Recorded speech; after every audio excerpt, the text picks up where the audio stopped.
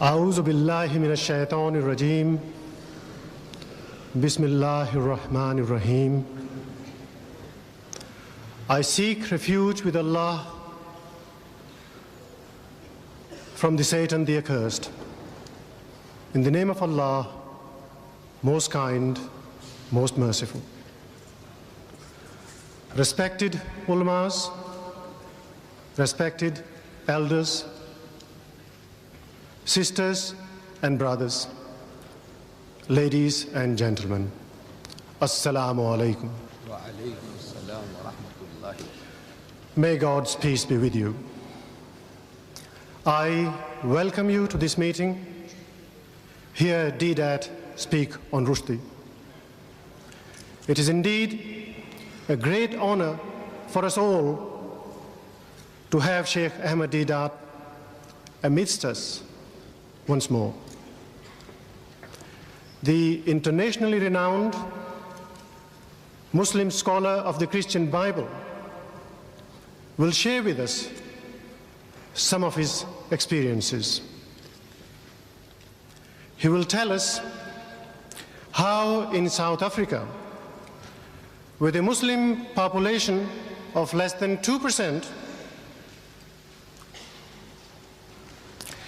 they were about the first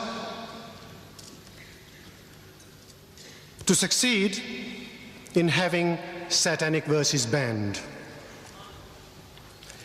and how they were able to have Rushdie stopped from entering that country. We must bear in mind, sisters and brothers, that a British passport holder does not need a visa to enter that country. And South Africa is the country where apartheid is practiced. Ladies and gentlemen, it is also a privilege for me to introduce to you our chairman for today, Brother Sharif Malnik. Brother Malnik, alhamdulillah, embraced Islam some 10 years ago. He is a lawyer holding a Juris Doctor from the US. He is a successful international businessman and presently resides in London. Sisters and brothers, Mr. Sharif Malnik.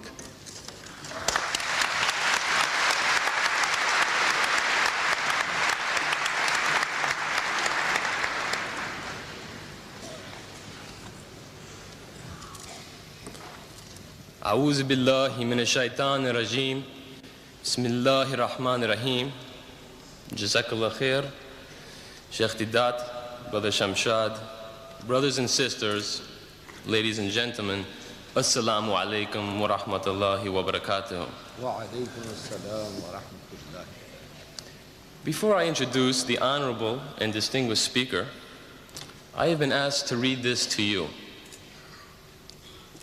Satan, being thus confined to a vagabond, wandering, unsettled condition, is without any certain abode, for though he has, in consequence of his angelic nature, a kind of empire in the liquid waste or air, yet this is certainly part of his punishment, that he is, without any fixed place or space, allowed him to rest the sole of his foot upon. Has anyone here actually read or heard this passage before within the last 12 months? Put up the hands. Could you, with a show of hands, please, has anybody actually heard or read this? One. Yes, I see one and approximately 6,000 people here. This is actually the first page, the grand opening, the prologue, if you will, of the satanic verses. It is really the great hoax of the 20th century that with over 1 million copies sold, with people willing to defend that book with their lives that no one has actually read the book. And if someone says they have read it, I'm sure they don't understand what they've read.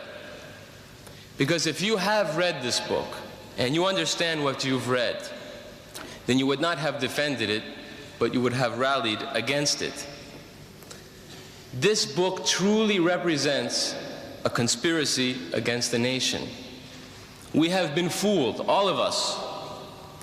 Satanic Salman aptly chose that passage, which I read to you, to describe himself with no abode, punished, and with no place to rest the sole of his foot. An interesting prediction. And yet, this book was given the Book Award. It is a standard of literature which our future generations will study and be influenced by. We cannot allow that to happen. You cannot afford to allow that to happen. I should like to mention, as many in our audience are familiar with our most honorable speaker, you may have noticed that today's program did not begin with a recitation from the Holy Quran. This is most unusual for our prolific speaker, as you are probably aware if you have seen any of the 65 videotapes produced by Sheikh Deidat and his organization, the Islamic Propagation Center International. The Holy Quran will not be recited today because the speaker shall deal with the actual contents of the satanic verses. I say the actual contents because I'm sure that you don't know what this obscene book contains, and you have proved it here today, one hand in 6,000. It is the vulgar nature of the satanic verses which precludes us from reading the Holy Quran to open the program today. But, ladies and gentlemen, somebody has to do the job. Do not despair. Sheikh Ahmed Deidat is here with us today, and he has done the job for us. He is the first person to deal with the contents, the actual contents of the satanic verses, however distasteful this may be. He is not afraid to dirty his hands.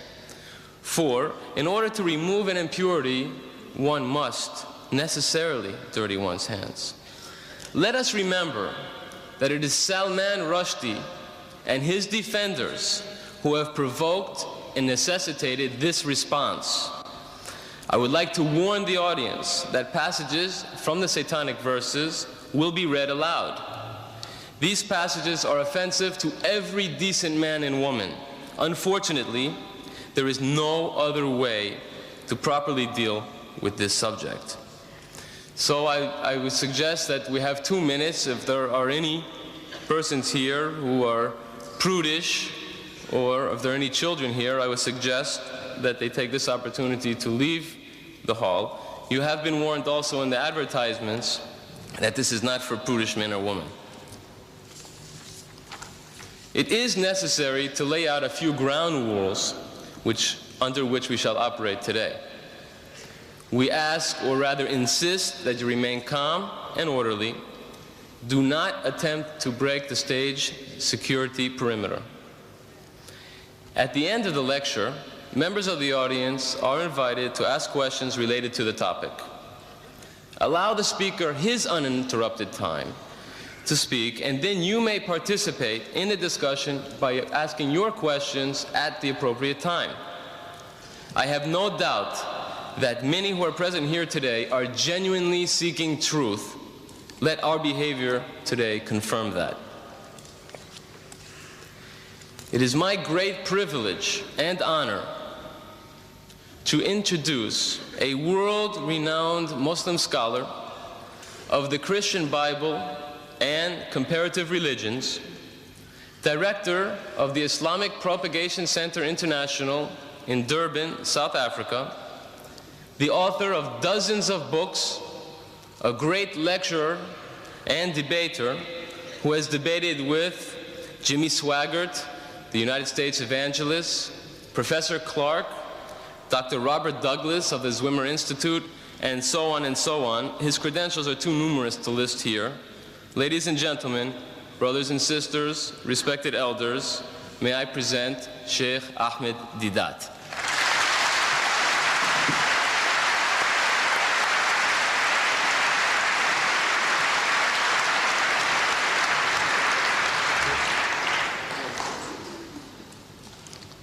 أعوذ بالله من الشيطان الرجيم بسم الله الرحمن الرحيم وإن عاقبتم فعاقبوا بمثل ما عوقبتم به ولئن صبرتم لهو خير للصابرين صدق الله مولانا العظيم. Mr. Chairman and brethren, the subject that has been advertised, as you read it in the paper, was not the original topic of discussion this afternoon. The original topic, as we wanted to advertise, was the subject of this book. Each and every one of you have it. If you have it in that envelope, please take it out. Have a look at it. Everyone is supposed to have this booklet. The cover, it says, How Salman Rushdie Fooled the West. That is how we wanted to advertise, in two colors, which we had planned. We sent it over, the negatives, for publication. But the so-called British Free Press, they couldn't stomach it. How Rushdie fooled the West. They won't advertise that. They won't take our paid adverts. Believe me, I'm talking about your great country, which stands for freedom of speech and expression. For who? Not for everybody, for certain selected groups. This innocent advertisement, how Rushdie fooled the West, they couldn't stomach that. So we had to change it for their benefit to say, a challenge to the giants of the British literary world.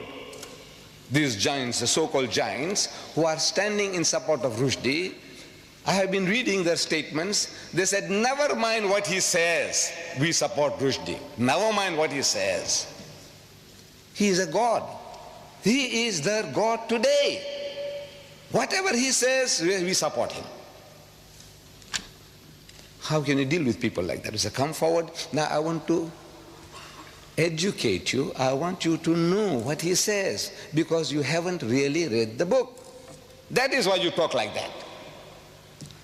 An amazing thing, I'm telling you now, really speaking, nobody has really read the book, Muslims and non-Muslims. Because I'm meeting your people in this country, journalists, and I'm asking them, they're asking us, I'm asking them, have you read the book? Most of them say no, they're honest.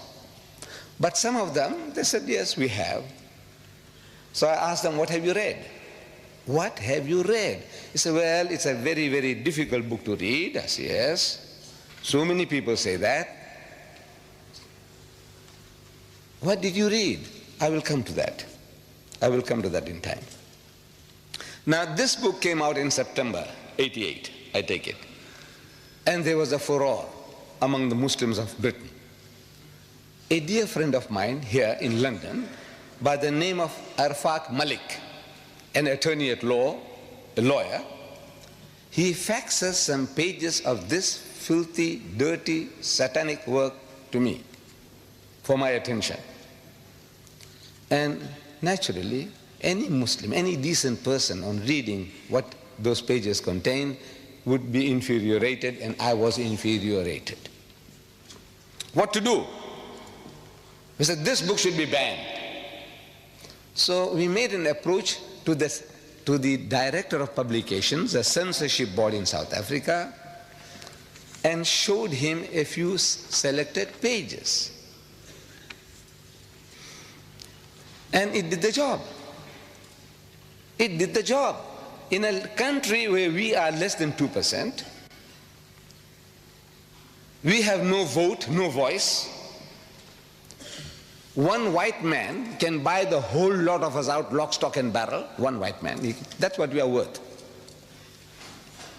And yet, we were able to perform a miracle. We beat most Muslim countries to the draw, except for India was the first.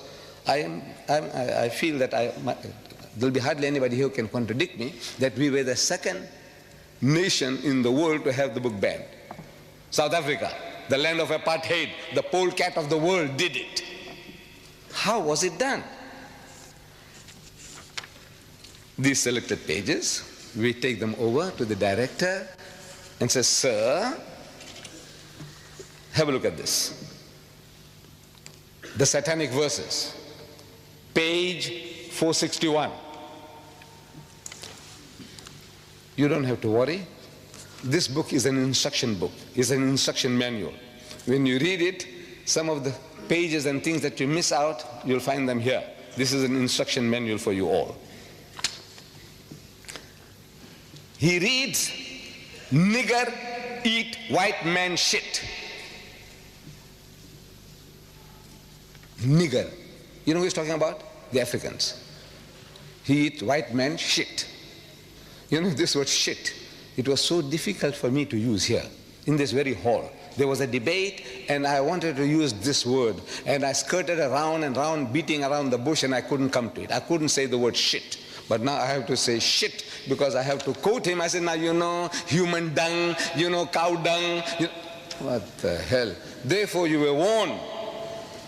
You were warned. This is, look, please, if you are hypersensitive, don't come. Don't bring your women and children with you. But you have braved yourself to say, now we are prepared to listen. We are in Britain. You know, these words that I'm uttering here, I can't utter in my own country because the book is banned. I can't quote the fellow. In my own country, I can't publish this book. This tape that you will see, in case that you want to purchase this tape, videotape of this meeting, you will be able to purchase it and enjoy it at home if you want to. Put your children one side. Put them to sleep when you see this. But in my country, I can't do anything. I can't touch the tape. I can't touch the book. This is your privilege. You see, you have that freedom of speech and expression. I say, well, you enjoy. So nigger eat white man shit. So the censor reacts. He says, this is racist. He is a racist himself, but he said, this is rank racism. You know, how will the Africans react to this? This book is telling them that they enjoy eating white man shit. Because he has an afterthought, who? Satanic Salman. And on page 529, he says, black shit is bad. So for this brown Britisher, white shit is good, acceptable, but not black shit. Our censor says, look, this should be banned. We say boss, you say boss, we say boss, that's his language. You say boss, this is your privilege. He says, you know, boss, sir, master, master. He is coming to South Africa to promote his book. He says, no, we can't have him.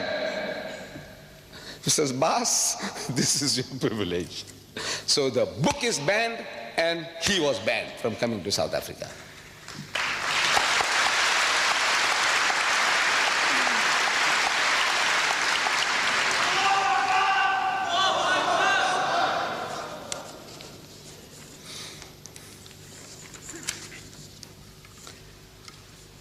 We could have done the same thing here.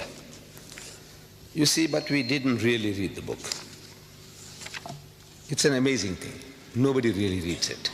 You see, we get worked up emotionally. This is human nature.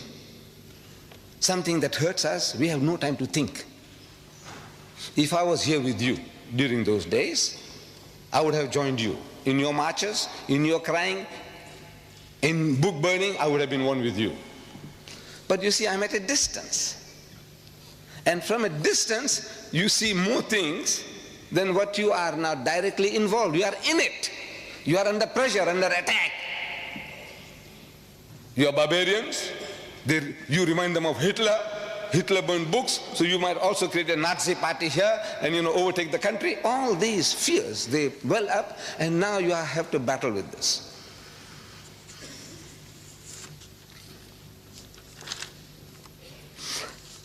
Now I am qualified to speak on this for a number of reasons.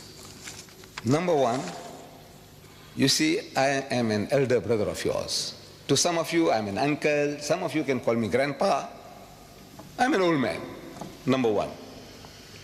Number two, I have read the book. Nobody can say, well, look, did you read the book? And say, no, but this is what people say from hearsay. So no, I read the book. Number two. Number three, I'm one of you. You see, to everybody, I'm a South African. But if I tell you that I carry a document with me, a British passport, 63-year-old passport, you believe it? There would hardly be a single senior citizen in Britain who would be having a British passport 63-year-old. If you open it, you'll see my picture when I was 9-year-old, what I looked like then. And I cherish it. Well, by God, I cherish it because of that picture more than anything else. But now I value it. I'm a Britisher by birth and by holding a British passport. I would be looking forward to the pleasure of creating a senior citizens, British passport holders of 60 years and more. If your father or anybody, your grandfather has got a passport 60 years and over, let me know. We would like to create a society in Britain. So I am qualified. Now what? In retrospect now, because it's far away from all those happenings, now I can talk more freely. I said, look, what I would have done. I couldn't have. If I was in the midst of you, I couldn't have thought all these things out. It's impossible. See, when you are under pressure, under turmoil, and the mass hysteria that can be generated by things like this, you can't think. So I'm not too clever. What I'm going to tell you now, say, this guy's too clever. I'm not, wallah. I tell you, I'm not clever. I am now benefiting from other people's experiences. I have been watching your TV debates on these topics. People send me the videotapes. I watch them. From Britain, from America. And I'm getting educated by those debates. I said, what's wrong? Why don't these people tell the fellow, when questioned, what is it that's creating such temper, such anger in you? What makes you so angry? So the guy says, he spoke slanderous things and he stored filthy language. One of these programs I'm watching, the nearest a brother came to answering. He's prodded. What did he say? And I watch his face. See, the camera was on his face. And I can see that he's in hell. He doesn't know how to get out of that situation. So he takes a deep, he said, what is it? So he said, he used a word like benchod. 50 million people, the Americans are listening. What did it mean to them? Nothing. And you get enraged. You want to go and kill the man for that? What did he say? I said, our cases have been going by default. If you read the book, here, if you took the right approach, the approach even now is not too late. I will show you ways and means. Very cheaply you can get things done, very cheaply. Not with the gun, not with the bomb, not with the stone. Very cheaply, by God. I show you how it can be done. I said, you should have contacted one of these Tory MPs. Tory, you call it Tory. This Conservative Party, Margaret Thatcher's Conservative Party. Tory. How you pronounce it? Tory. One of these Tory MPs, and showed him, he says, look, have a look at this, sir.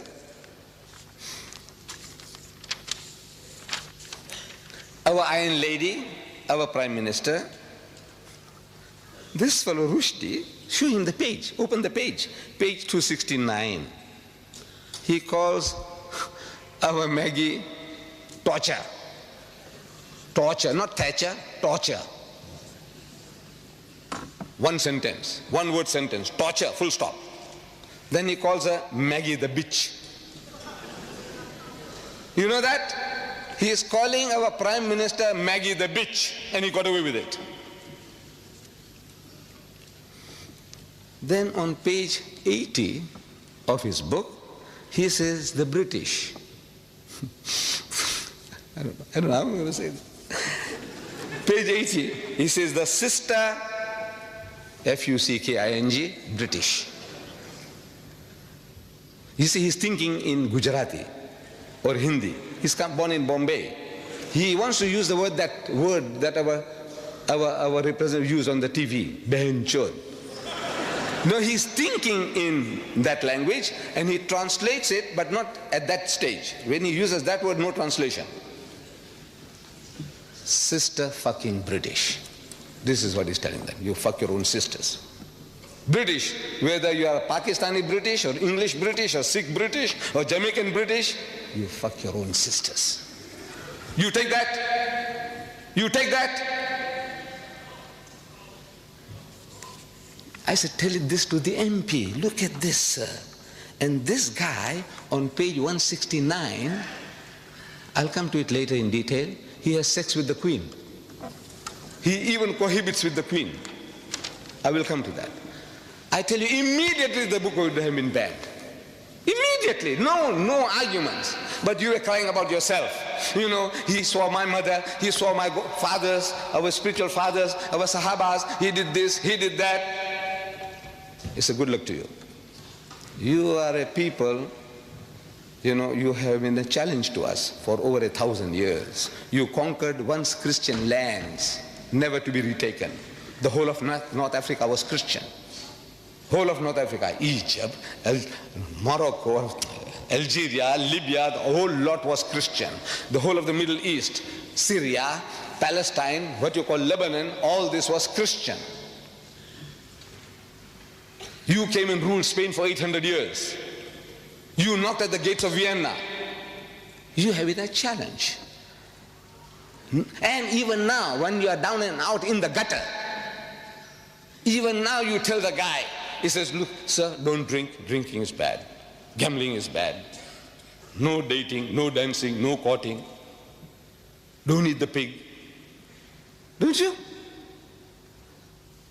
Wala taqulu salasa. Don't say Trinity. Look, you are a thorn in his side. Now for a change, your own child, one of your own, he's put a pineapple up your backside. See how it feels now? He's getting sadistic pleasures. He's getting pleasures in our pain. You cry, you wail, you burn books, you march, he's happy. He's getting a subtle revenge on you through your own. The way was to turn the tables. Bas, I don't know how you address them. I don't know how you address them here. I would say, Bas, Pakka Saheb, look what this guy is saying about you. Not about me, my mother, about you, your mother, your sister, your wife, your daughter. You show him and you see how he reacts. Some fellows tell me that the British are insensitive. They are insensitive. They have grown a thick skin. You can tell them what you like. You can swear them as you like. They don't react. I said, don't take a chance.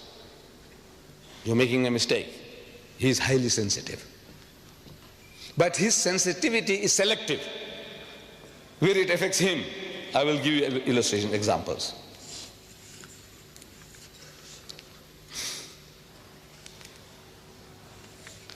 Right. So generally, they pose us the question, have you read the book? And when we say no, they have a big laugh. They have a big laugh. Now for a change, you should ask them, have you read the book, sir? He says, no. And you are armed with this booklet of mine. You just memorize some of these statements, verses, and you quote him. He says, you know, sir, the first page of Salman satanic verses, first page, chapter 1, page 1. He says, a direct quotation I'm giving you, direct quotation from the book, page 1. Don't go far. Start with page 1. You have been going too far. You know, you have been to page 268 and 300. Don't go that far. Start with page 1. If you have been reading, you can start with page 1. Even before page 1, you can start with his prologue, his prophecy about his own destruction, not a place to rest his foot upon. No place for him. No peace. That's what he's saying. He's prophesying somebody is making him to write. He said, look, this is your end. This is your destiny. That's the first page, really, but he doesn't number it, so we take chapter 1, that page, first page, he says, proper London. This place here, London? Are we in London? Yeah, proper London. Bye. Here we come. Those bastards down there won't know what hit them. Which bastards? Londoners. You Londoners are bastards. Whether you are Pakistani Londoners or Sikh Londoners or English Londoners, what Londoners are you? If you are a Londoner, you are a bastard, and the things are coming down to destroy you. Direct quotation. Now, how does he feel? He said, look, he's calling us all bastards. You accept that? If it came from you as a Pakistani or as an Arab, the guy will punch you on the jaw, you know that? But this is a son-in-law. He married your sister, your daughter, a British girl. So you have to take it from him. No? You see, we people from the East, we seem to respect our son-in-laws, our brother-in-laws more than our own children. You know that? Because he is my son-in-law, my daughter's happiness is at stake. He is my brother-in-law, my sister's. This is our mentality. Is that the English mentality too? I don't know. But they have some special feeling towards this satanic Salman.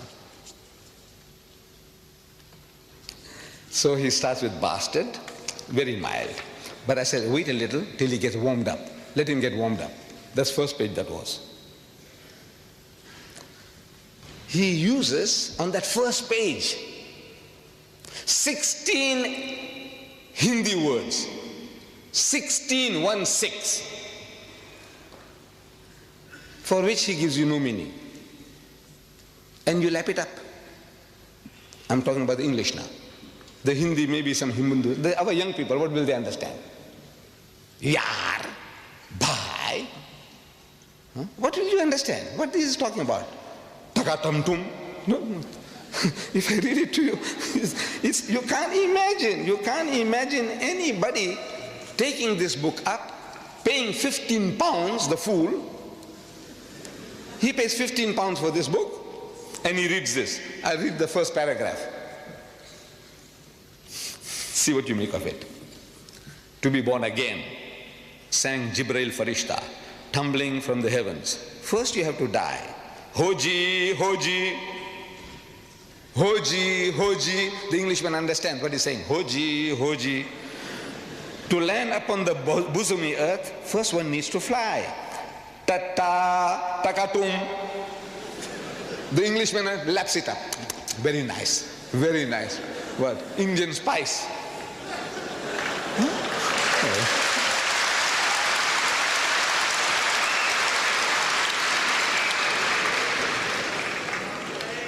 Still the paragraph is not finished. How to ever smile again? At first you won't cry. How to win the darling's love? Mister, without a sigh.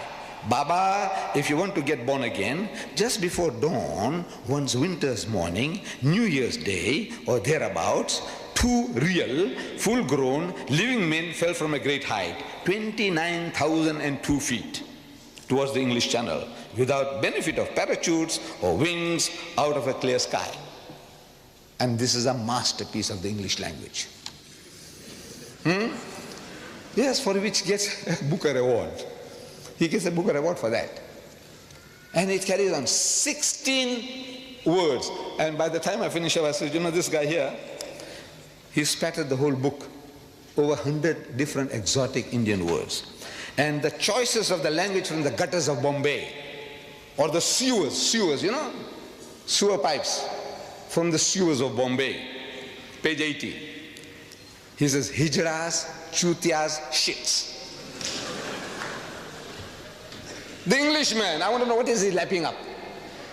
He's telling the guy, hijras, chutias, shits. Yeah, he understands shits. So he senses the other thing must be also something smelling.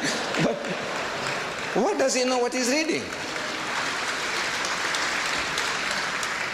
And these poor fools, The French will translate that into French with Hijras Chutia Shits, and the German will Hijras Chutia Shits. And our Jewish brethren, cousins in Palestine, in Israel, in Hebrew they will write in Hebrew, and they'll write Hijras Chutia Shits. Shits, of course, they'll have the word for it. What are they doing? This guy has made a monkey out of everybody. Look, he's a mighty genius. He's our own. We produced him. But the British cultivated him. They are his godfathers, protectors. You know, I can't even translate this. I can translate, I know the meaning. Bulk of you think you know the meaning. You really don't know the meaning of what he's saying. Very few, very rare. What he's getting away with. We should ask the Penguin publishers, sir, do you know what he's saying? You haven't translated, he hasn't given you a glossary at the end of the book to tell you this word means that, this, nothing. He doesn't do that. He doesn't do that. He's getting away with murder. But nobody showed it to our fellow countrymen. So look, this guy is making a monkey out of you, sir. Look what he's doing to you. We must ask the Josephine Pauline Thompson of the General Secretary of the PEN, you know, this society of all these essayists and editors and writers and playwrights and all that kind of thing. They have a society called PEN, acronym for all these things. Michael Foote and the Booker Prize Committee. Ask them, what is this? For which you paid this guy $800,000 or pounds, I don't know whether it's dollar or pound, but it's 800,000 all right, as advance money. He said, this shit, don't give another printer. We will have this, we will eat this. That's what they did, advance money. He said, look, this is for us, reserve it for us. He's made monkeys out of everybody. And he got money in the process. He's our product, he's a mighty genius. Now, if you say that the British are insensitive, I say, no, you're wrong. They're not insensitive.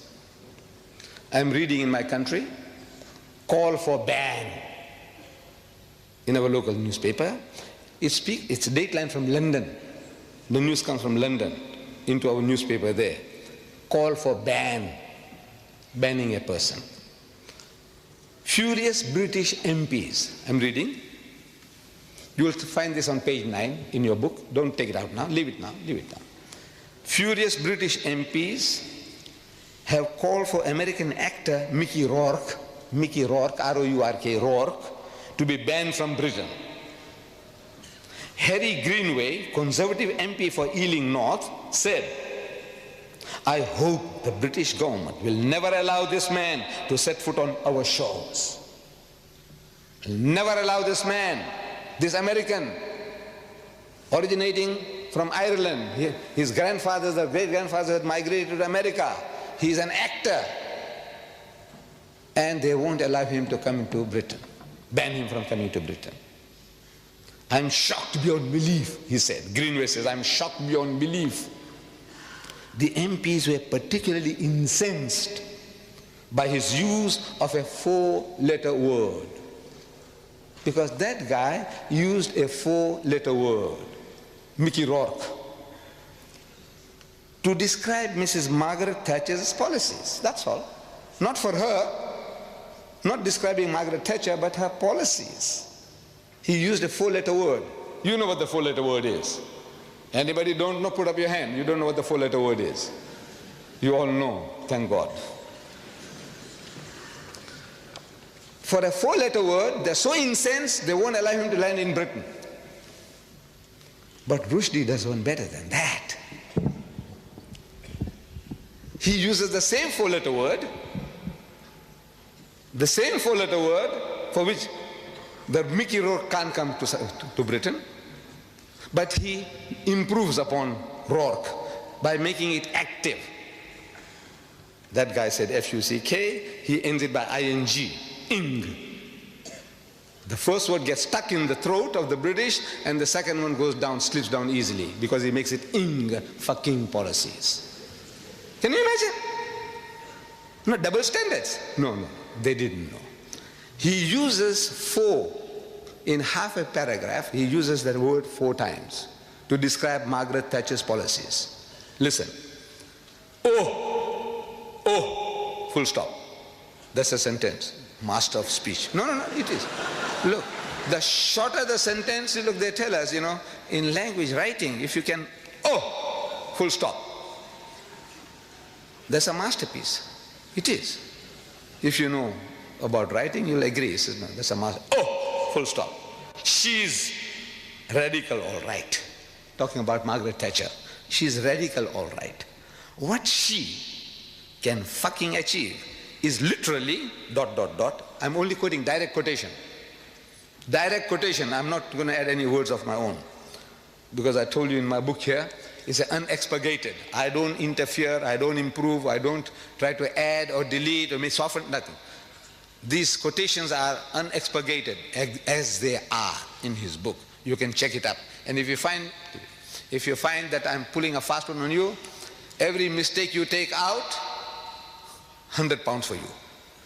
He said, no, he didn't say that, £100 at a time. Find out. Any typographical error will be accepted. But a misquotation, £100 for you, for every mistake you find. Check it up with his satanic verses. Is literally ... from fucking Surrey and Hampshire ... Nobody has ever tried to replace a whole fucking class before ... No, when I say ... it's there in the book ... 3 dots. ... This country, your Britain, that's stuffed full of fucking old corpses. Page 270. 4 fuckings in half a paragraph. And the British accept it. You know why? Because they don't know. You didn't educate them. You didn't show it to them. This is what I want you to do. This little booklet. Any guy who talks to you says, "Boss, sir, come and have a cup of tea with me. Look, sir, what does he say? How does he speak?" About us, about our people. And you say he's got the freedom of speech and expression, unlimited, absolute. Is it absolute? He can swear anybody's mother. He can swear you. Ask him, is it right? Ask him. Ask them. But they don't know. By God, they don't know. These authors, these so-called giants of British literature, they don't know. They haven't read the book. He uses that word 52 times in this book. 52 times. F-U-C-K-I-N-G, 52 times. Open page 11 now, that book of mine. Open page 11. Page 11. You must have the book with you.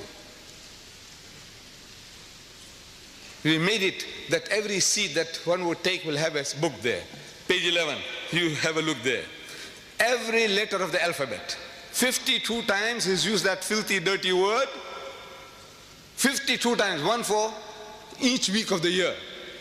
He didn't miss that. One for every week if you take it up. Kalma padho uska. One for every week. 52 weeks in a year. One for every week. Starting with A, under A. Under A, you see it there. Fucking A. Full stop. Page 245. And carries on. Allies. Americans. Argentina. Under B. Beatles. Bedpan. Under C. And the C. Class. And again. Creep. Clowns. Commandos. You got the pages there. Look, check it up. If one statement is false, £100 for you. You can mint money without costing you anything. Next page, page 12.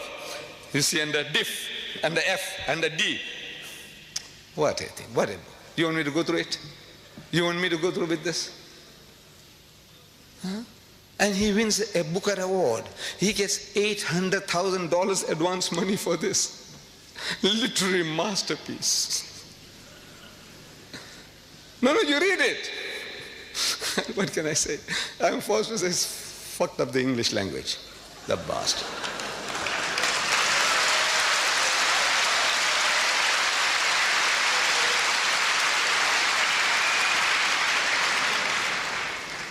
What does he say about our Iron Lady, Mrs. Margaret Thatcher? You know, I don't know why. My wife, she is not educated. She is not educated. But she has a special liking for Mrs. Thatcher.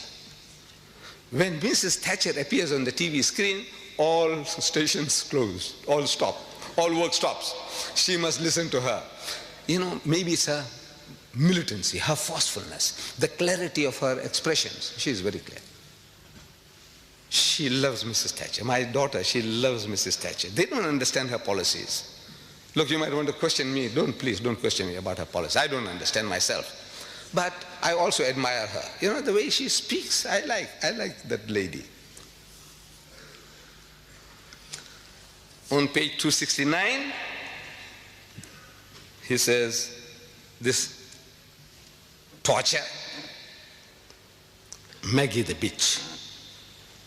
Maggie the bitch. I'm asking, is that right? To call the leader of your nation a bitch. You call her torture?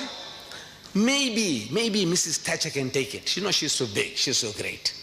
What is the dogs barking? Let them bark. Call her a bitch? Maybe she can take that too. But I'm asking, the feelings of her dear son, Mark. You tell him that you are a son of a bitch. Because if mother is a bitch,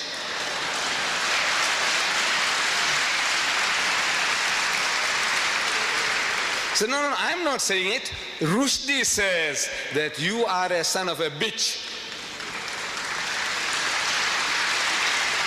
By God, I tell you, he'll punch you on the jaw, break your jaw.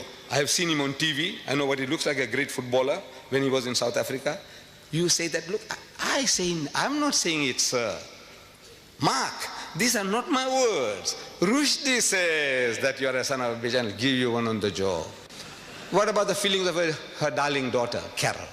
You tell her that Rushdie says your mother is a bitch. How would she react? I ask you. No feelings?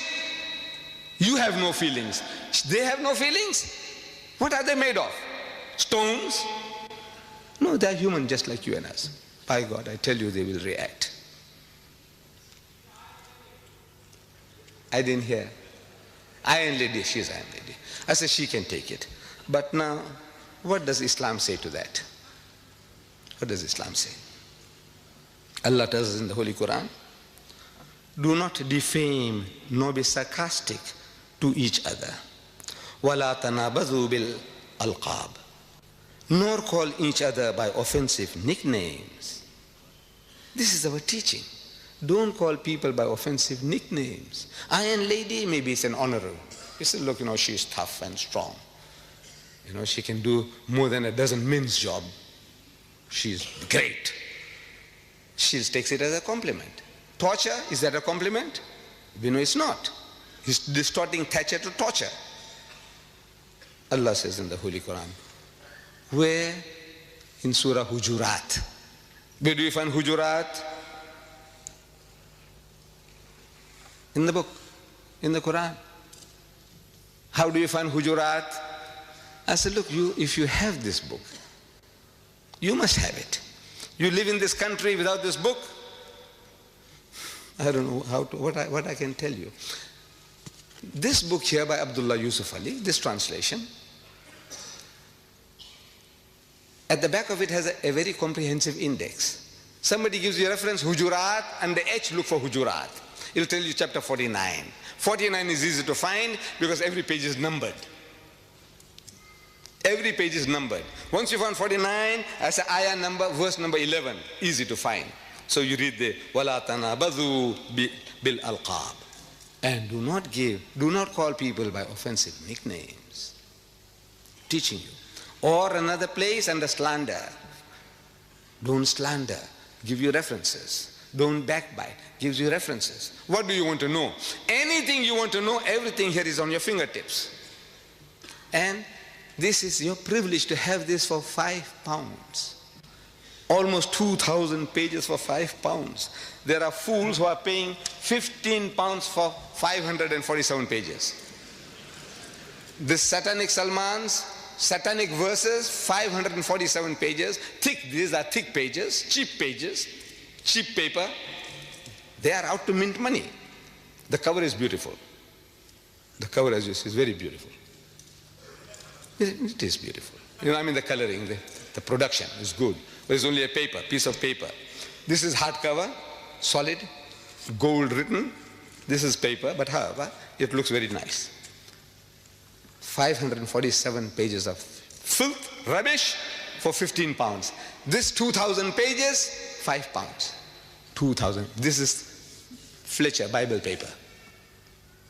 But most of you, I know you haven't got it. You haven't got this book. You have to arm yourself. They are available outside. We made it easy for you. Don't go start hunting for this book. You won't find it at Foyles. If Foyles had it, they'll charge you 50 pounds. Make it impossible for you to buy. 5 pounds outside here is highly subsidized. Get it. For yourself, for your neighbor, for your employer, as a wedding present, as a birthday present. There's no better gift you can give to your family, friends, and even to your employers, even the non-Muslim. 5 pounds, 5 pounds, 5 pounds. Take them one at a time, 2, 4, 5, 10, take them. Keep them. Maybe you might not be able to repeat the 5 pounds for 2,000 pages. This is 15 pounds for 547 pages. This filth and rubbish. So Allah says, don't defame people. Don't call people by offensive nicknames. What about bitch? Calling a person a bitch?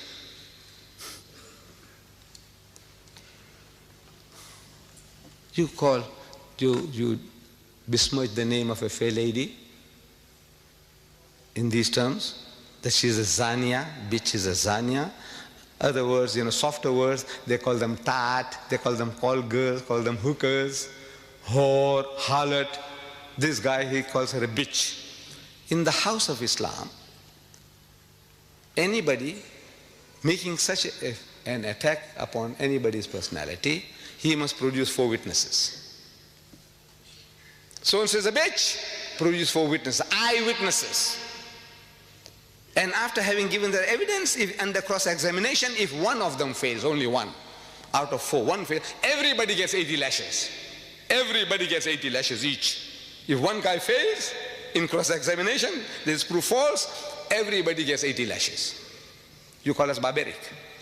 Tell him, this is barbaric. We want to protect your mothers, your sisters, your wives, and your daughters from any kind of besmirching of their character. And you call us barbaric. We are barbaric. You are civilized. Everybody's mother, sister, daughter, wife, you can call them bitches, whores, harlots. What else? Hookers, tats. What else? What is this? What have you come to? You civilized people, cultured people. 80 lashes each. He does not even leave our queen, Her Majesty, the defender of faith. She is the defender of faith. Our queen, my queen, as a British subject. My queen. He has sex with her. Listen to this spicy piece. We should read to the British. Look, this is what he says. He doesn't even spare our queen. Chamcha. I'm quoting, direct quotation. Chamcha, that's him. If you read the whole book, then you know he plays different roles. Like Dr. Jekyll and Mr. Hyde. He goes as Jibril Farishta, that's him. Chamcha is him. But in both cases, he's like Mr. Hyde. You saw Dr. Jekyll and Mr. Hyde, he's Hyde all the time. But he makes people to say words. Chamcha. He makes one of his characters say, Chamcha. He found himself dreaming of the queen, of making tender love to the monarch. She was the body of Britain. Who? The queen. She was the body of Britain, the avatar of the state. She is the avatar, the spirit of the state. And he had chosen her, joined with her. He joined with her. In holy matrimony? In what? He joined with her. She was his beloved, the moon of his delight. Page 169. What is he saying? He joined with her. You might find some of these clever Alex, who come along and say, look, man, you are exaggerating. You don't know what you're talking about. Join could mean in prayer. They will all pray together. Hallelujah, hallelujah, hallelujah. I said, please, please, please. You see, every book is its own best commentary. Every book. You ask any Christian, he will tell you that the Bible is its own best commentary. I will say the Quran is its own best commentary.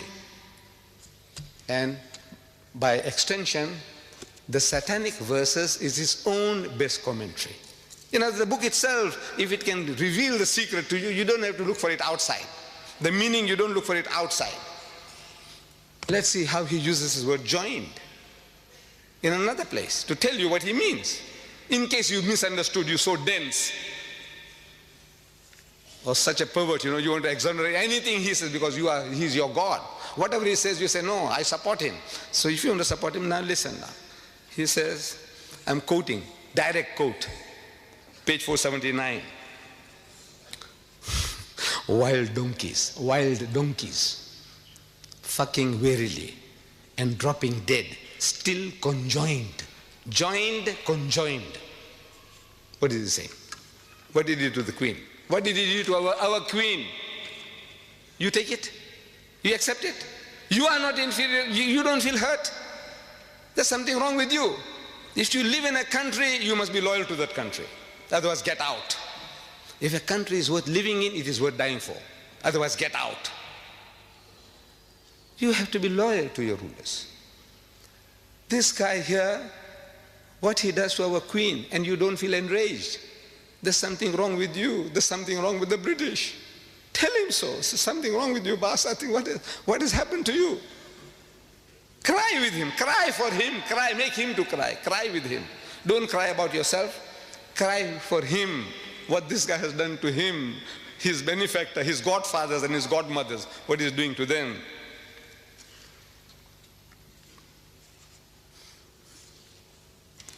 They are now reading this book in public. This is an obsession. Marianne Wiggins, his second wife, American. I had read her statement before she ran away also. She also had enough of this guy. First what he did to, if I have the chance I'll tell you what he says about doing to white women. What he did to first one and he did to the second one. But Marianne Wiggins, she said, if I was free, if I was not his wife, I would have read it all over Britain, place to place. At the present moment, there is a woman called Susan Sontag of this literary guild. She's reading it in public in New York, religiously, daily. She is gathering people, men and women, black and white, young and old. So listen to this new Bible of theirs, the satanic Bible, the satanic verses. She's reading it to them. And there is a young man, an Afro-American. He's listening. He's very attentive. And she's reading from the book. She says, she's reading, I'm quoting, page 261 of the satanic verses. White women, never mind fat, Jewish or non-differential. White women were for fucking and throwing over. This is, I'm reading page 261 of the satanic verses. That she is reading to the public and the boy is listening. White women, no man fat, means, they look like a lump, a bag of potatoes, sexually not very, very desirable. Or Jewish with a poly nose, a crooked nose, don't worry. Non-differential, you can't make out the difference whether she's Swiss or German or French or English, what? You can't make out the difference. The only qualification is she must be white. If she's white, they are way for and throwing away. So this young man, he hears, and he's out for mischief with 5 other friends of his. He is going to the Central Park in New York, and he sees a white woman, very athletic. She's doing jogging. She wants to keep herself fit and trim. So they see her and it triggers the fellow off. This is it, man. The Bible says, satanic Salman's satanic verses says, white women, no man, fat, Jewish or non-differential, this is nice and trim, so they go for her like a pack of wolves, and one fellow bashes her on the head and she falls unconscious, and they gang raped her one by one. And when they're caught, they said that the pleasure that they got in the sweat and the blood and the gore, it titillated the taste. You're programming people, can't you see? With filth. This is how you program, create devils, morons. Brainwashing, they're being brainwashed. You want this to be read to your mother, your sister, your wife, and your daughter, and you Penguin Viking, what's it? Peter Mayer of Penguin Viking, you gave this fellow $800,000 to tell the world that your mother, your wife, your sister, and your daughter, they were for and thrown away. What has happened to you? How did he bewitch you? What has he done to you? How did he do it? Shouldn't you ask him? Shouldn't you ask anybody, how do you do it? When our white rulers were shown that, they said, no, ban the book. What are you doing? You're going to program people. They will be looking for white women. Wherever they say white women, do you know what they are for? So they went what is called wilding. On the 8th of May, Times Magazine, if you can lay your hands on it, it says wilding, new word. They invented a new word. Means they went wild, they went berserk. Like a pack of wolves smelling blood. What are you doing? What are you doing to the world, to mankind? And Mrs. Thatcher, just recently, I'm reading this, Monday, September 11th, Maggie says no to sex investigation. I don't know whether you read in your newspapers. Dateline from London again. She says no to sex investigation in Britain. There is a society or a body, it says Mrs. Thatcher has said no to plans for the biggest ever investigation into the sexual habits of Britons. They want to know the preferences of the British men and women in sex.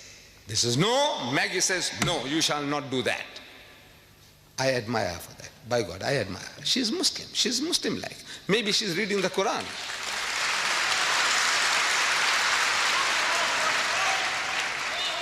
Because Allah tells us in the Quran, evil should not be noised abroad, broadcast, except where injustice has been done. Because once you say things, there are things you can insinuate and you can program people. Like this. Look how easily people can be programmed. British girls are too easy. British girls, I'm reading from Sunday Times, one of the leading newspapers, Sunday newspapers in South Africa, dated July 9th.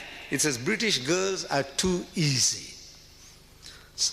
Latin lovers reckon there's no skill in chatting up British girls because it's too easy to get them into bed. The Italian stallions in the holiday resort of Rimini hold a Playboy of the Year contest, earning points for each girl they make love to. They have a contest.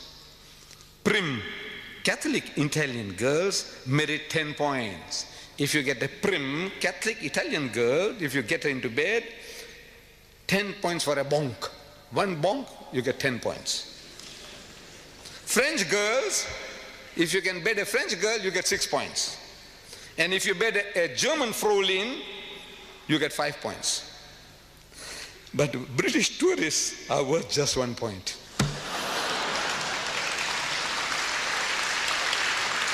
What are you doing? Your daughters, your sisters, when they go overseas, every guy's doing, I say, man, this is the easiest meat. What you doing? Even if they're not, now everybody is making approaches. Like a bitch in season, that every British girl is like a bitch in season. Anybody comes, anything goes. This is what the guys are saying. You want to have a sex survey here? Here, September 16, 1989, The Economist, your news magazine, The Economist, says a woman was raped on a London tube. You know, your underground. She was raped. So they carried out a survey. And a survey showed that only 24% of women thought the tube safe during the day, during the daytime. Only 24% of women thought the tube safe during the daytime, and only 1% at night. You know what they're telling you? This is semantics, playing with words. They're telling you that 99% of your mothers and your sisters and your daughters are terrified at night, 99%. But they say only 1% feel safe. Instead of saying 99% feel unsafe. The masters of language. This is how they do it. You want the world to know? You want to take statistics? Dr. Kinsey, the American, he did it. The Life of the American Female. The Life of the American Female by Dr. Kinsey. I read it. I read it. But I will not allow my wife to read. Fortunately, she can't. But I will not definitely allow my daughter to read. Why? Because by reading that stuff, it's going to pollute their minds. It'll give them filthy, dirty ideas which they could never have imagined. I can't give you details because it might create the same problems. I will not share it with you, what I read. Dr. Kinsey's Life of the American Female. If you read it, it's the same. The British female is the same. The French female is the same. The German female is the same. On the average, it'll be the same. Gives you ideas. Filthy, dirty things. Mrs. Margaret Thatcher is wise. She says, no, you shall not do it. I take off my hat to her. By God, she's acting as a Muslim. This is Islam. These things you don't do. And even what they call, this is royal gossip that even British rags won't publish. Look, they have certain standards. You know, rags, British rags, these rotten papers, filthy, dirty newspaper, they talk about all the filth and the dirt, pornographic thing. And bigger headline, not even Britain's notorious gutter press. You have a gutter press here? Even notorious gutter press dares to print the story Yanks have read, the Americans have been reading. What? Mum's the word about Zara's dad. Mum's the word, keep quiet. Don't utter anything about who is the father of Zara. Who is Zara? She is the daughter of Princess Anne. Now they're insinuating that she is the bastard child of Peter Cross, who was her bodyguard. 8 years ago, he committed adultery with her, and he got this child, which was given out to the world as the child of Peter Phillips. But she was not. She is a bastard child by Peter Cross. The picture is given. The princess is there. The princess is there. And the dashing detective is there behind the princess. What are you doing? What are you insinuating? You are destroying the life of a child. Can't you see? One child. You are insinuating that she is a bastard child. She is a bastard child.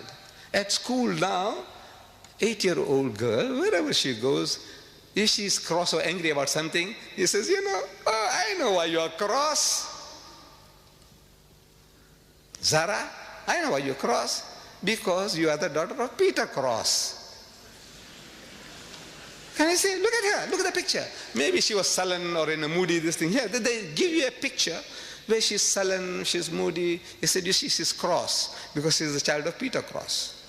And this starts where it started in Britain.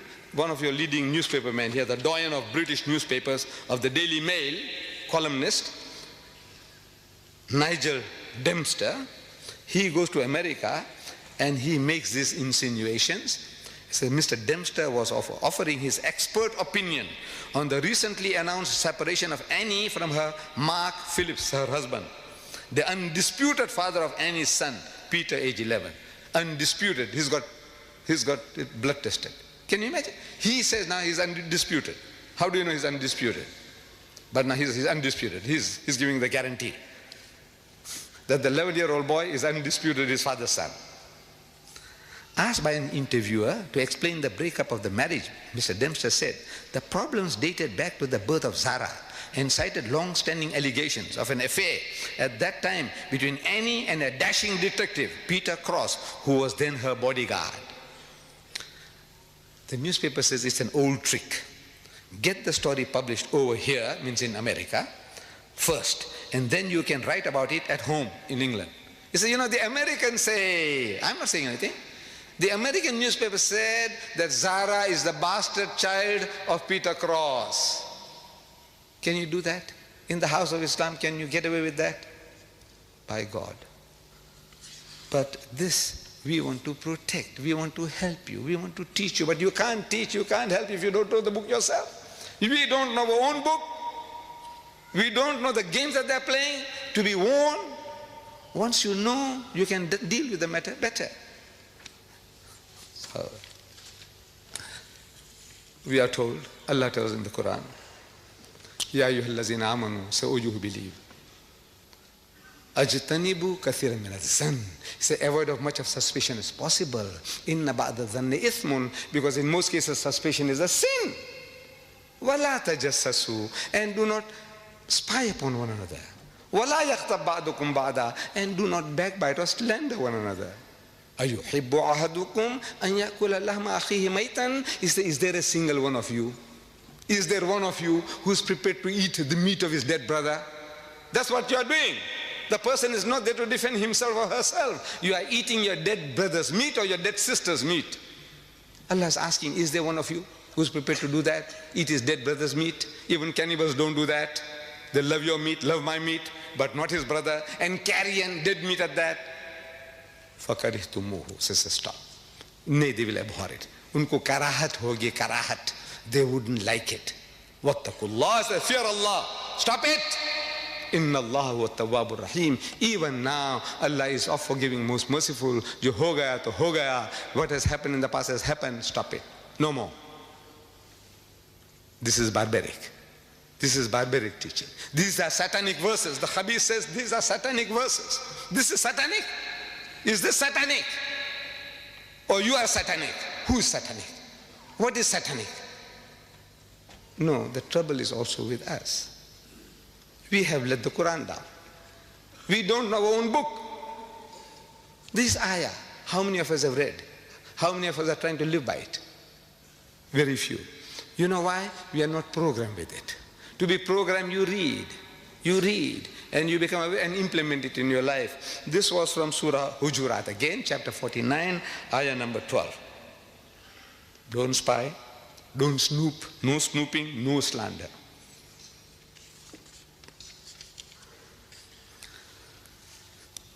This guy, he spares nobody. He spares nobody. There's some type of sickness. I think there's a special word for it. A man who hates everybody, anybody, everybody.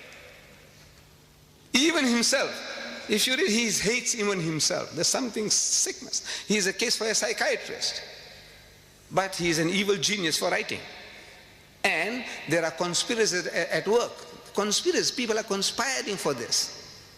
They want this to be done. They want this guy to do. They gave him advance money beforehand. So come on, man, write this book. It's a grand idea that now you can slaughter the Muslims with filth.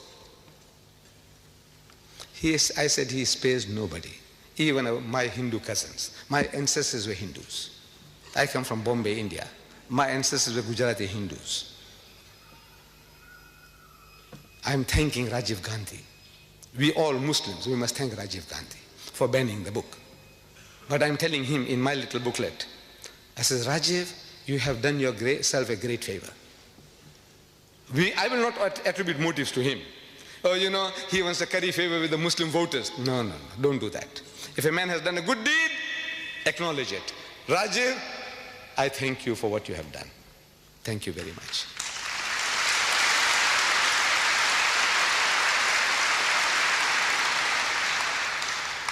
But this is the benefit of a good act. If you do something good, the benefits, the rewards are so much greater. You are actually helping yourself. I said, you have done yourself a great favor by banning the book. Because in that book, maybe he didn't know, maybe the Hindus don't know, that he hasn't spared the gods of the Hindus. He hasn't spared the gods. On page 539, he says, a direct quote I'm giving you now. Here was a lecherous drunken Rama. the God of the Hindus. Rama is the 7th incarnation of God, according to Hindu philosophy. Krishna is the 8th incarnation of God. Buddha, the 9th incarnation of God. Rama, here he calls him lecherous, obsessed with sex, drunken, alcoholic. Rama, and a flighty Sita, his wife, worshipped by millions of Hindus as a goddess. She is a flighty woman. Flighty doesn't mean flying away from sexual approaches. Flighty means one who is easily excited, easily aroused sexually, like a bitch in season, randy. This is what he's saying, flighty. Go and look up your dictionary at home. Flighty. Flighty doesn't mean flying away, flying into illicit sex. And while Ravana, the demon king, was depicted as an upright and honest man. The devil is an upright and honest man. The gods of the Hindus, he is a lecherous debaucher and drunkard. And his wife is a whore, harlot. That's what he's implying. Jibrail, that's Rishdi. Now he's taking the role of Jibrail. He's Jibrail. Gabriel. Jibrail is playing Ravana. He plays the part of the demon king, but as a saint. The saint he makes into a devil, and the devil he makes into a saint, and he takes the role of the devil becoming a saint. George explained in fascinated horror, looks like he's trying deliberately to set up a final confrontation with religious sectarians, knowing he can't win. Look, he's writing, Rushdie is writing this. A prophecy about himself that, look, he's doing this. He's trying to create a play within a play, a dream within a dream, so he can get away with this. I was only dreaming. You know, when he had sex with the queen, he was only dreaming. He didn't literally do it. That's how these perverts will say, look, he was only dreaming. I said, you khabis, when he wrote it, he wasn't dreaming, was he?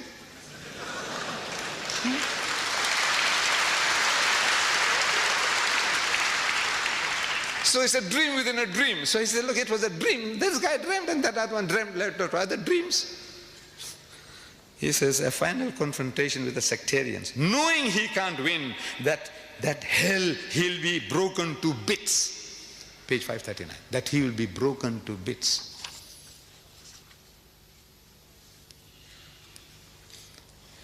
My dear brothers and sisters, the problems generated by this satanic Salman satanic verses in his notorious book are too vast for any one person to handle. Please let me conclude that if such are the priests, these are the priests, the prophets of these atheist and agnostic people, these are their gods. If such are the priests like Rushdie and his fellow travelers, with a Bible like the satanic verses, God bless the congregation. And if such is the congregation, then God bless our queen. God save the queen.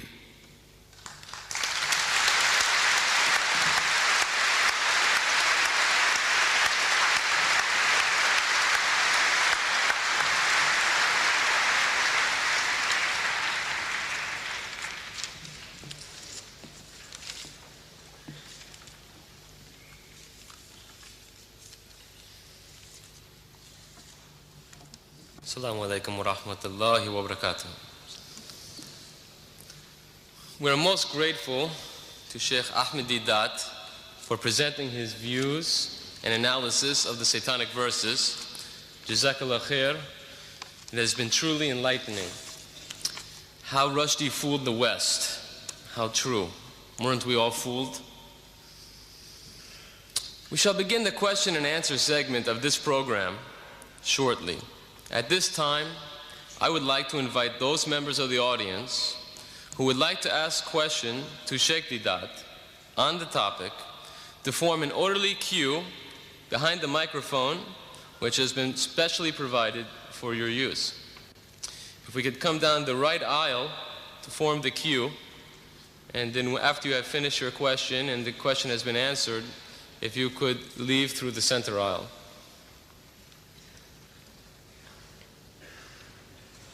Identify themselves.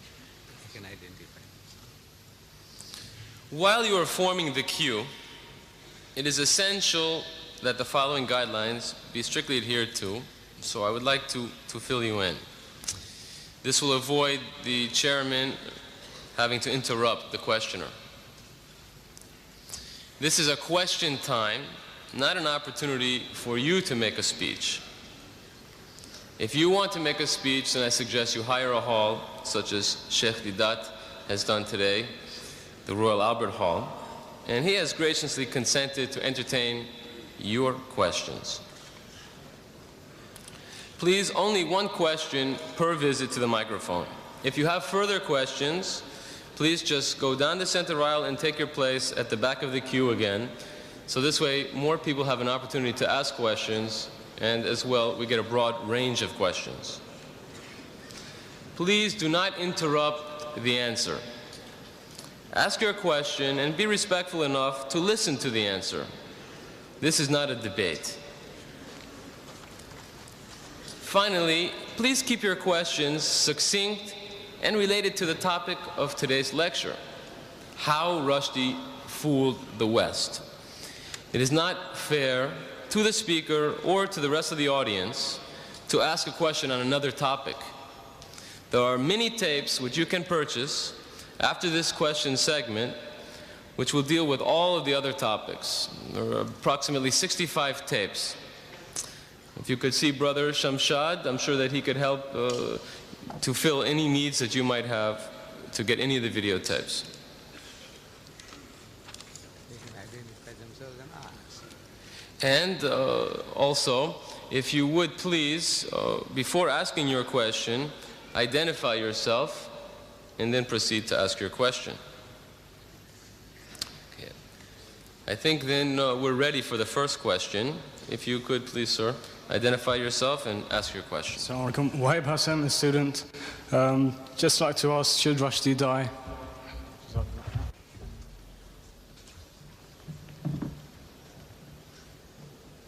My son, are you British? Are you British? Huh? Yes. You are a Britisher. No, if you are a Britisher, you see, I said, how Rushdie fooled the West. You are one of those. And if he did to your queen, if he did to your ruler, Mrs. Thatcher, what Rushdie did, I want to know from you, what would you do? What you would do. I want to know, if you are a Britisher, if you are a loyal citizen of this country, I want to know from you, what would you be doing?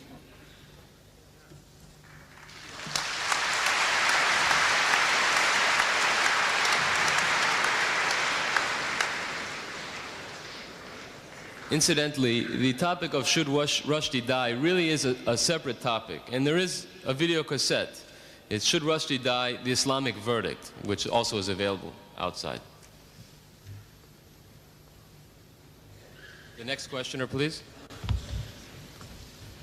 I would like to ask that whether satanic verses can be an insult only against Islam, or it is an insult against all religions, including Christianity and Judaism.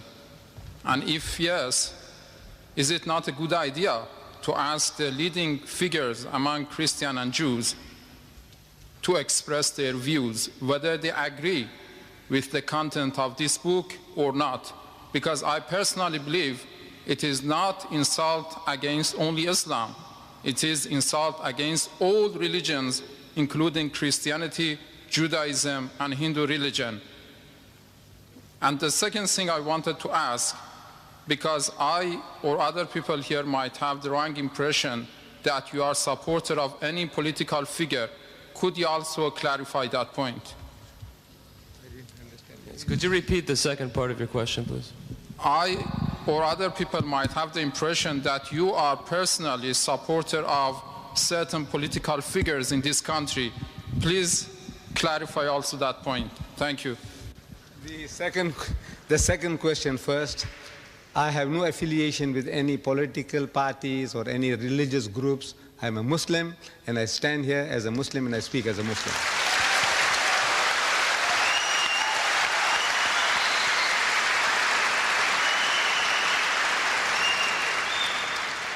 With regards to the first question, you see, when I said how he took the West, more specifically tonight, the British, for a ride.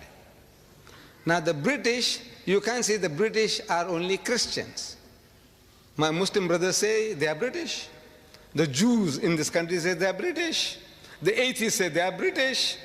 So I said, look, everybody is involved.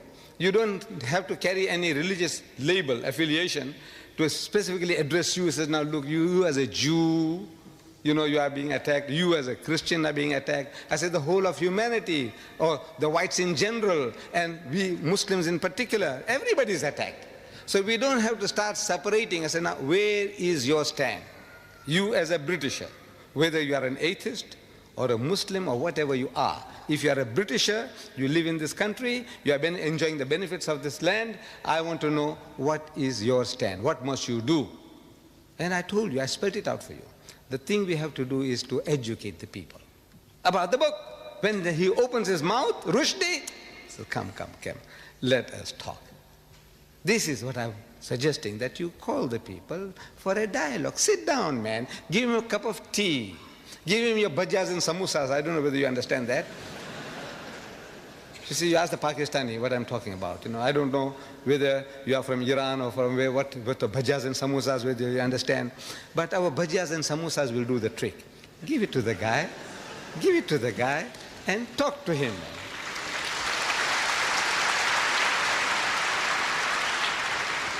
Inshallah, the job will be done. I 100% agree with what you say, and I think it's a very good idea that in rational debate it's pointed out that this book is insult against all the religion, not only Islam. The whole of humanity, the whole of humanity. Good. We have the next questioner, please. Would you identify yourself, please? Assalamu alaikum. My name is Khalil. I am British. We say Rushdie, how he fooled the West. But so far, Mr. Deedat mentioned he's a genius. To me, my judgment after what I've heard from you, he's an idiot. But countries that back him, he has been insulting to so many religions, Hindu, Christian, white, and so on. Now, for them to back the book, what would you call those people who support him to let the books go on? Me, as a Muslim, I say he should be banned from writing. Because he has caused... The thing is now, you educate the people in power. I said they will do the rest. If you had shown to Maggie what he says about Maggie, you didn't do it. You didn't do it. You didn't tell the people, he said, look how he's abusing our queen. Did you? Anybody did it? Did anybody go and tell the people, he said, look what he's doing to our queen? They are tolerant in this country. This is the problem. They are tolerant. They can accept, like we say, the Iron Lady. There isn't a Britisher you can go and tell him that he's the son of a bitch. You go and tell him and see how tolerant he is to you.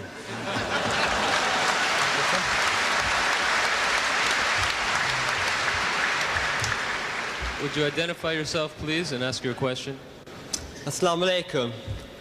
Ladies and gentlemen, brothers and sisters, Sheikh Deedat. Like all Muslims, I'm incensed by what Rushdie has written, and I feel I must protest. According to what you said during your marvelous lecture to the Quran, we cannot nickname people or mimic, is that right? Then how would I feel when I read your book on the first line refer to Satanic Salman and the picture with the horns and the hat? Is that against Quran or not? Could you please clarify that point for me? Thank you. Thank you. Well, let me say, look what he did to me. See, if I swore you, anybody will justify you swearing back. Am I right? Am I right? Yes. If I swore you, you swear me. You swear me, I swear you. And people will say, well, you just can't help. That guy did it to me. What he did to me, my natural reaction, I'm not perfect, by God, by far from perfect. I'm... Could we have quiet, please? Excuse me, you had your chance. If you would like to ask a question, please go to the back of the queue. Would you please be quiet? You had your chance to ask 3 questions. Now, why don't you line up? Why are you sitting there like a dead duck, you know? Why don't you line up there? You get your turn. You. Line up. Take your turn.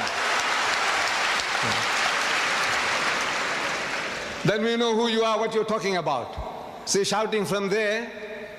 Now he's discussing strategy. How? Look, my son. I am like anybody else, like you, like anybody else. I am no saint. And I'm not perfect. I'm telling you, this is what Islam teaches. I, you, everybody, you must try to the best of your ability to live by it. Let's say to a degree, I have fallen short of that requirement. I have done it. I have done it. Good man. Thank you. The next questioner, please. Identify yourself. Assalamu alaikum. My name is Omar. I'm a Muslim. I need no other identification except the title that Allah in His infinite wisdom, power, and grace has given to me, and that is that I'm a Muslim.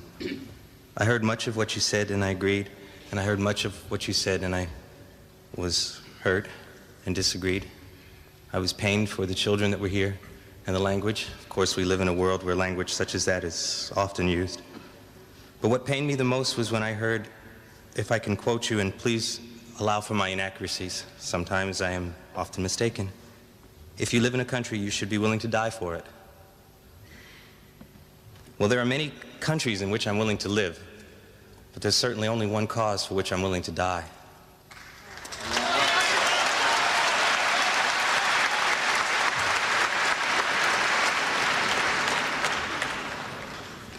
Please clarify yourself if you could. Yes.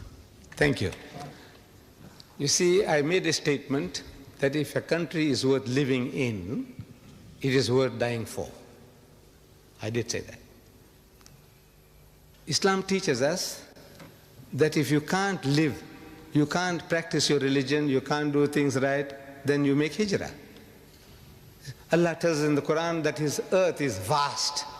You know, for provision, He will provide for you. Make hijrah and go. Go somewhere else. You have no right to remain in a place now. If you are not allowed to practice your faith, your iman, our thing is now, if you are not in a position to practice your deen, you must get out. That is all. So, but if it's worth, I said, if it's worth living in, your country is at war and you sit at home and say, let the people die for you, for your children. I says, no, you must be prepared to defend the country against any outside attack. Right is right, wrong is wrong. But you owe certain loyalties to your country. If you're in Pakistan, you have to defend Pakistan. If you're in Saudi Arabia and there's conscription, in my country, there's no conscription for the black man. But if there is, I can't help it. He said, look, if you live in this country, you have to fight for this country. Otherwise, get out. So this is the answer I can give you, my brother, that I said, if it's worth, if you think it's worth living in, then it's worth dying for. If it's not worth living in, then you are free.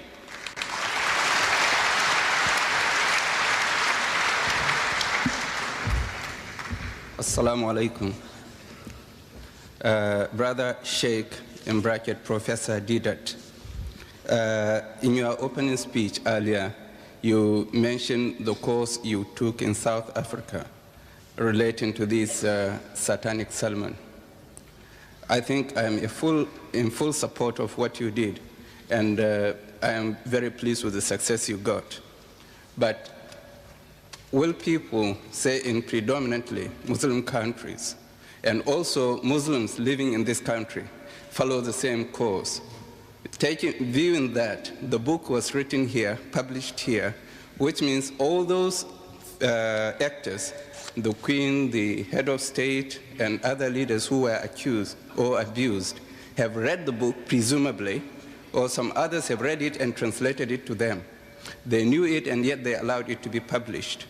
So if they didn't object to it, we as Muslims living in this country, though I'm not British, but I'm living here, should we not protest to defend our own religion, our own faith, our own belief?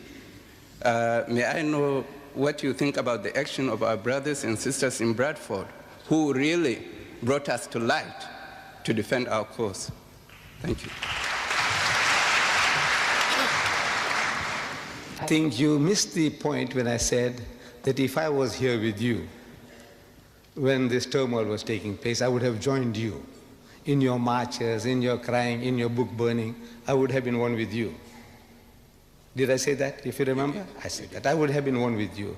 But now I said I have an advantage. I was far away, and it's taken some time for me to see things. In other words, now I can formulate ideas, which you in the midst of turmoil, sitting on a hot stove, you can't do.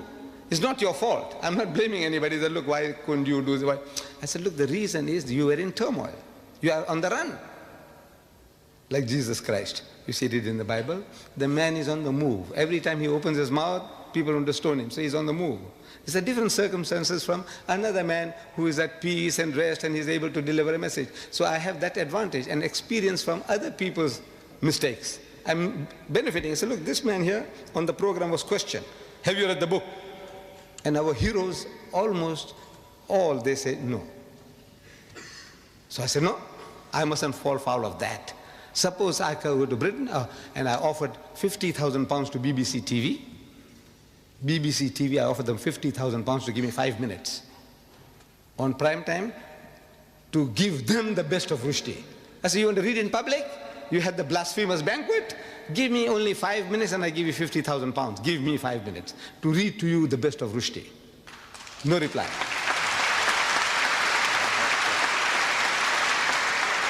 I offered ABC and PBS TV in America $50,000 for 5 minutes. Give me 5 minutes. Why I'm able to do that is I'm benefiting from my other brothers' mistakes. They made certain mistakes. I said, no, I won't do that. You know, I might just share this with you. I think Sheikh Sadi Rahmatullah alayh, one of our great philosopher poets, he was asked, he says, where did you learn all these good manners from? Your good manners. You know, you're such a perfect man that we see, you know, well behaved. Where did you learn them from? So he said, I learned them from the unmannerly. So how can you learn manners from the unmannerly? He says, no, you see, everything I see in the other man that I feel is not right, I won't do it. So this thing you did like that, I won't do that. That mistake you did, say, no, I won't do that. So I learned my good manners from the unmannerly. What do you? So I was only benefiting from other people's mistakes. That is all. Thank you very much. You are great. Next questioner, please. Could you identify yourself, please? Assalamu alaikum. I have no question, but a request. A request only to Dr. Deedat, what he's doing in this world, to be translate one share which I will research and invite everybody to come in speaker corner. Nikal kar khankaon se, Dr. Iqbal says, Maulana Lolabi Kashmiris, in Kashmir is translated in Urdu. Nikal kar khankaon se. Sir, could you ask your question? Ada kar rasme shabiri, ke fakre khankai hai fakr andu wo dilgiri. आप सबका काम है निकल जाए घरों से, बारकों को, मस्जिदों को, जहां कोई एक सफेद मिलता है उसको रुश्ती की शैतानियत से आगाह करें. Please translate in English.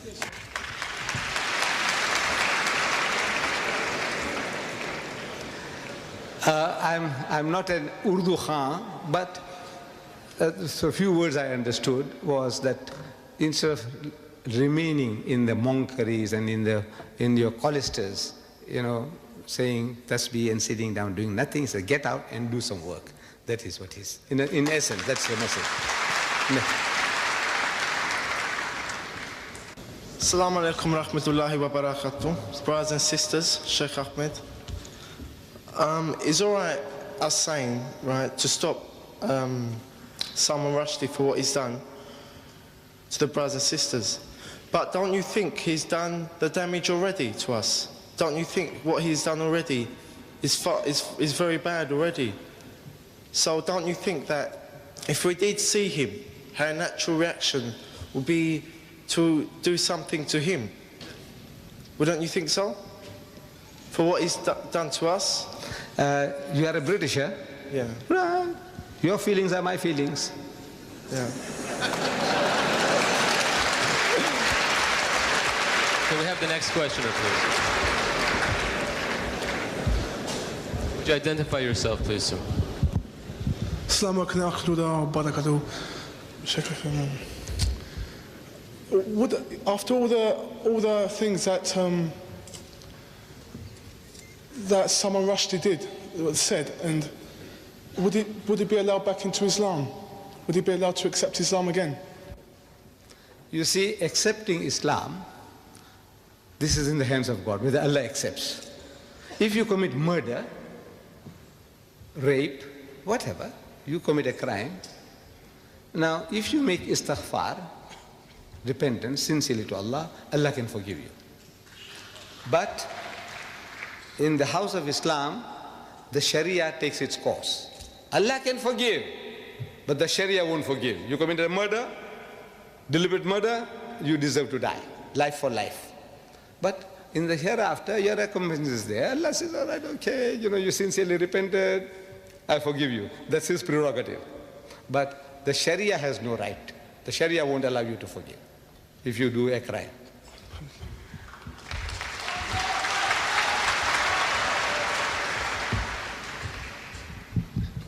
Assalamu alaikum wa rahmatullah. My name is Sayyida Kirmani, and I'm a British Muslim. And this question is to you, Brother Deedat. You mentioned in your course of speech the Islamic punishment for adulterers and slanderers, but you haven't mentioned the punishment which says in the Quran for the blasphemy that Rushdie committed. And as a Muslim, and as far as my knowledge goes of the Quran, your approach to Rushdie affair is in contradiction of Holy Quran. My second question is... Now that was a statement. My second question is... That was not a question, that was a statement you made. Do you agree with this? What? Do you agree with my statement? What statement did you make? What did you say? In Quran, the punishment for blasphemy against the Prophet of Allah is quite different. It's either by death or by stoning or cutting arms and legs. And that's what it says in Quran. Yes. Right, I'll answer you, my sister. We were dealing with the subject, how Rushdie fooled the West. Now, this thing I was telling you is so vast that this one person or one time you can't deal with everything. I have dealt with this problem. Now, this will be the third tape. Third tape on the same problem. Should Rushdie die? The Islamic verdict. Should he? That's the question. But now you have to get the tape. Can you tell us? Because we're all here. No. This is another lecture. You want me to deliver another lecture? Not just say No, wait. We started here at 2:30. It's 4:30 now. This will take another 2 hours. You want me to expound to you for 2 hours? Look, you can't just make statements. You have to get this tape. I'm only asking you if you agree with the Quranic punishment or you don't. I agree what the Quran says, and here we deal with it in total, 2 hours. So you agree with the Quranic punishment?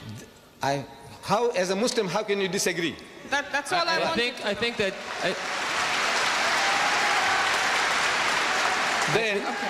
Then further, again, should Rushdie die? Yes. The Judeo-Christian verdict. That's a different subject. Now, at that subject, you said, look, what about Islam? I said, look, when I was talking about Islam, you said, what about... I said, look, wait a minute. You see, there are people who can make 100 different statements in 15 minutes. Unfortunately, I can't do that. You see, if I touch something, I have to explain to you the whole situation. So, the Islamic verdict, the Judeo-Christian verdict, and now you will see in the future how he fooled the West. And each and every one is separate, independent, but is doing a certain job. I think that excuse me, sister, I think that Sheikh Deedat has been very patient in answering a question that is not related to the topic. And brothers and sisters, ladies and gentlemen, I would like to ask you to please remain and contain your questions to the topic. It is unfair to ask a question on another topic which will require perhaps a couple hours of explanation. Could we have the next question, please? Assalamu alaikum. My name is Tabassum Ahmed, and I'm a Muslim Pakistani. I want to ask you, is the fatwa passed by Ayatollah Khomeini, is that justified from an Islamic point of view? I don't think you understand English, my child. Look, we have been talking about how Rushdie fooled the West. Where does Khomeini fit in? The topic. Look, if you came with the understanding, I don't know whether you understood, a challenge to the giants of the British literary world, can you stomach the best of Rushdie? There was no Khomeini, no Quran, nothing. We're not bringing the Quran says this, the Hadith says this, nothing. We are talking about how he fooled the West. And what you can do now is to educate the British what he has done to them. Let them do the job. Then they will do it for you. Could we have the next questioner, please? Assalamu alaikum wa rahmatullahi. Would you identify yourself, please? My name is Haj, and I would like to ask a question to Sheikh Ahmed Deidat.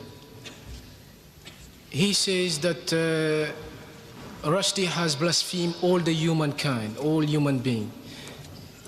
And even if he didn't spare the Queen, we know, as he says in his book, he has used some words for our Prophet sallallahu alaihi wasallam, and we know that this Prophet is even greater than the Queen, or whoever that is greater than the Queen. The Prophet is greater than you. I would like to know, Mr. Ahmed Deidat, as a Muslim, because something good went on and some books have been banned. I would like to know, as a Muslim, our point of view, what should we carry on actually to do? Because many questions, the real question that is to be asked is whether Salman Rushdie is a Muslim or he's not a Muslim.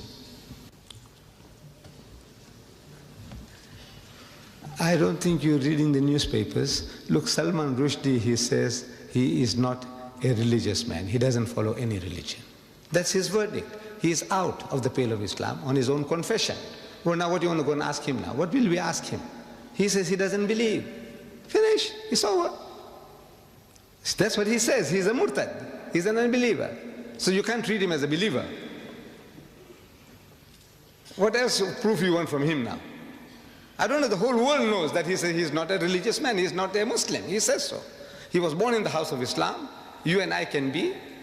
But it's possible that you become a murtad, you become a Christian, you become a Buddhist, you become an atheist, and you still have a Muslim name given by your fathers. So that's his case. So where do you go from here now? Thank you very much. Assalam. Ready for the next question, please? Assalamu alaikum. My name is Musa from Nigeria on a visit. I wanted to ask a question which has earlier on been asked. But I have an observation to do as regards the general behavior of the audience. I don't know whether that one will be accepted here. Observation. What is the? Do you have a question related to the topic, today's topic? I have a question which has already been asked and answered. But I have an observation to do as regards the general behavior of the audience. Yes, I think that we made that quite clear in the guidelines, that we don't have time for observations, and I'm sure it's an interesting one, but Sheikh Deidat has rented the hall and has given his lecture, and now is a question period. So if we could have, if you have a question related to the topic, please ask it. If not, you'll have to keep your observation for another time. Okay, it's just an observation. He's not going to answer. But thank you. It's accepted, thank you. We're ready for the next question, please. Assalamu alaikum. My name is Muslim Jafar Kaku. Can I first of all thank you on everybody's behalf for presenting such a different way to what satanic verses is actually saying. The second thing I wanted to say was, can you make sure or do some effort in helping us to give this book to each and every household in Britain as well as in America or in Western countries? We will try, inshallah, but we need your support. Can you make sure in helping us, if you can, by video as well?